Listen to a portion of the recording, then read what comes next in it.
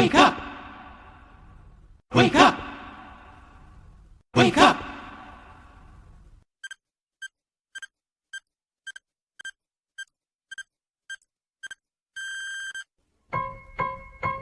Wake up, wake up, it's time to rise and sing the praise of Jesus. Hallelujah, hallelujah. It's time to rise, to sing, to shout, to bring him all your heart. He'll do the bigger part, if you will only make a start.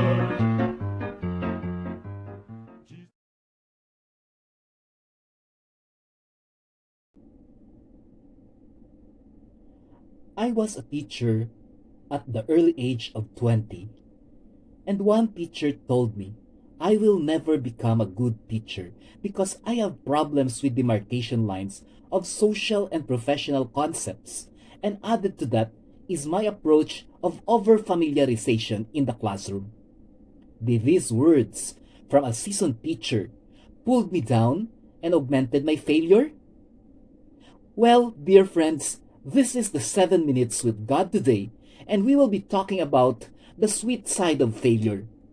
This is your online inspirational evangelist, Brother Noy Gonzaga, still happy to ignite every day with God's great love through words. One of my favorite texts in the Bible is Philippians 4:13, and it says, I can do all things through Christ, which strengthens me. Now the question earlier is, did that comment from a seasoned teacher pulled me down? Well, to be honest, it affected me. However, I am a staunch believer that education is not a courtroom with judges, gavels, and handcuffs. Rather, it is a place wherein everyone is bonded with friendship.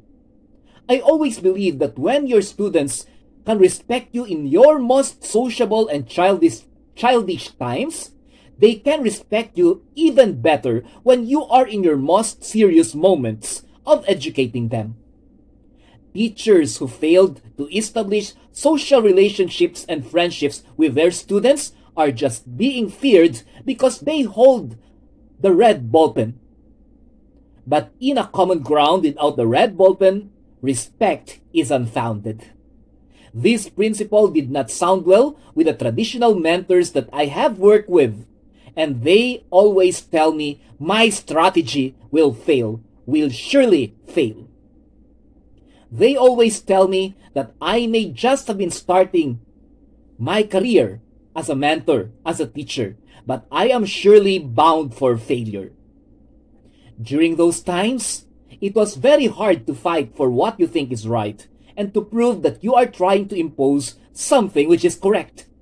However, there are many instances in history wherein people are expected to fail, but they turned out successful more than what is expected of them. Let's name a few. After being cut from his high school basketball team, he went home, locked himself in his room, and cried. This is what happened to Michael Jordan, who became a 6-time NBA champion, 5-time NBA MVP, and 4-time NBA All-Star Most Valuable Player.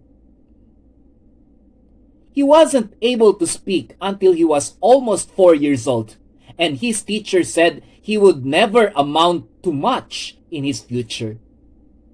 This is what happened to Albert Einstein, the world's acknowledged greatest genius, a theoretical physicist and a Nobel Prize winner.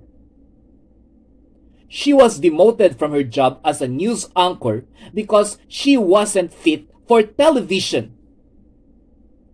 This is what happened to Oprah Winfrey, host of the multi-awarded winning talk show and winner of the Most Influential Women Award, which is very prestigious.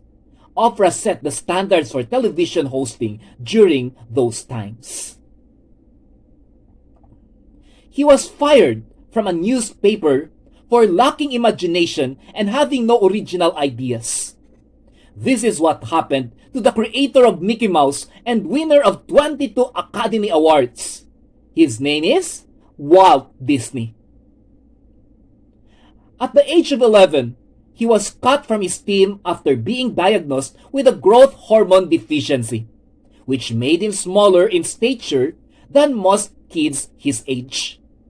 He is one of football's greatest player, Lionel Messi, who is a three-time FIFA World Player of the Year winner.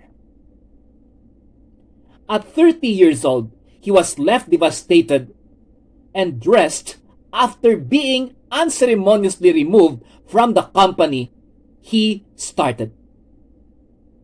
He is no other than Steve Jobs, the co-founder of Apple Incorporated and co-founder of Pixar Animation Studios. A high school dropout whose personal struggles with drugs and poverty culminated in an unsuccessful suicide attempt. He is no other than Eminem, the world-renowned singer and performer who is a 13-time Grammy Awards winner and sold over 90 million albums worldwide. A teacher told him he was too stupid to learn anything and that he should go into a field where he might succeed by virtue of his pleasant personality. Well, the world could have been a darker place if Thomas Alva Edison did not exist as a genius inventing the incandescent light bulb, which is the precursor of our great electricity and lighting system today. Rejected by Decca Recording Studios, then the greatest recording studio of their place, who said, "We don't like their sound. They have no future in show business." Well, they happen to be the most commercially successful and critically acclaimed band in history.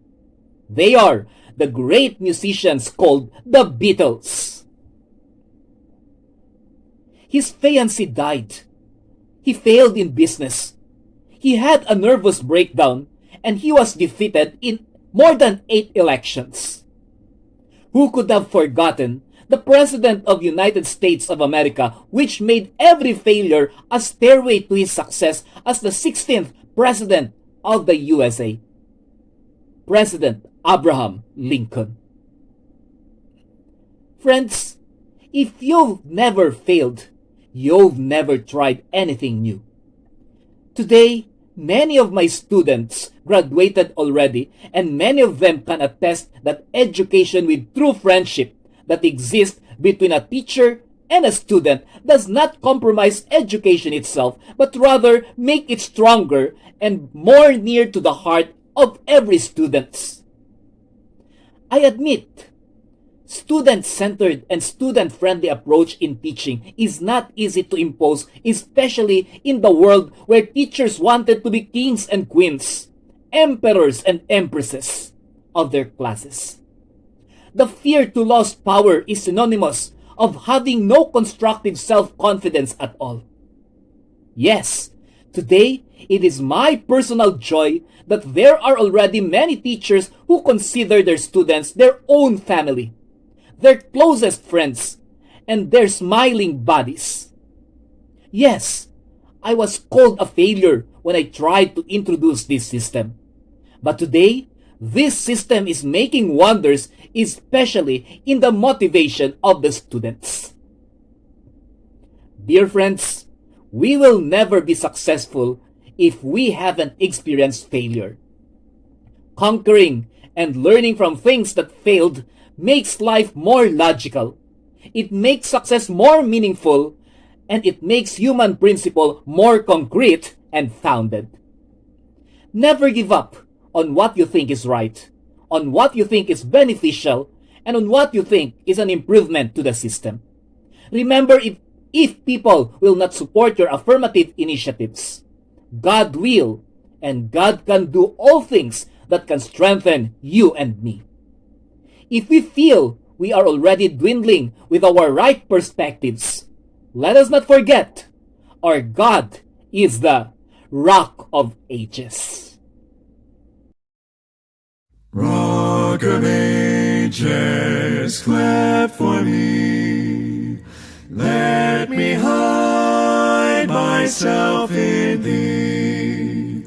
Let the water and the blood from thy river inside which flowed, me of sin the double cure. Cleanse me from its guilt and power, not the labors of my hands can fulfill thy law's demands. Could my zeal no respite know, could my tears forever flow, all for sin could not atone. Thou must save, and thou alone. Nothing in my hand I bring, simply to thy cross I cling. Naked come to thee fortress, helpless look to thee for grace. Foul I to the fountain fly, wash me, Savior, or I die. While I draw this fleeting breath, while my heartstrings break in death, when I soar to worlds unknown, see thee on thy judgment throne. Rock of ages, cleft for me, let me hide myself in thee.